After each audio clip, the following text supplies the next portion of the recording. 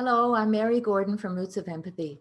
I'd like to speak to you today about expectations, our expectations of our children and our expectations of ourselves. I'm not talking about the novel Great Expectations, but we certainly have great expectations of our children and totally unreasonable, sky high, as parents, expectations of ourselves. We live in an incredibly complex and quickly changing world. Our children are trying to navigate a world where they don't have the power to control things. We do as parents, and I think one of the ways that we can help our children navigate their world is to have realistic expectations. And realistic expectations include age appropriate expectations. They also include individual appropriate expectations.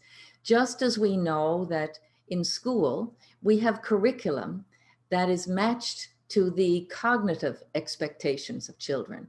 But we know in any class of children, you have a sea of difference between how ready the children are to meet the academic expectations of the curriculum, but the biggest difference of all is where they are emotionally. We can see where they are physically. You can have a foot of difference in the height of children in a classroom, but the real difference is their emotional maturity and their emotional regulation, because everything to do with a child's learning has to do with the child's feeling, how ready the child is prepared to learn. And as parents, you are the experts on this. Teachers are the experts on the material and the academic learning, but that's the tip of the iceberg. The whole child is where the parent has the whole picture. We tend to have high expectations of ourselves as parents. It is the most important job under the stars, but sometimes we're a little bit critical.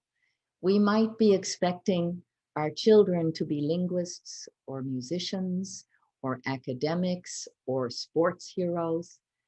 We have to be very cognizant of the child's expectations, that we have a good sync between what we're expecting and what they're hoping for. We ourselves may be very judgmental of our own parenting. And I think we inspect ourselves sometimes too much. We used to be judged when our children were babies about our parenting was related to how well our baby slept. So if we take that judgment layer off and know there is no one right way to parent, love is the basis, and understanding your child's temperament and meeting your child where they are, that is a recipe for reasonable, happy expectations.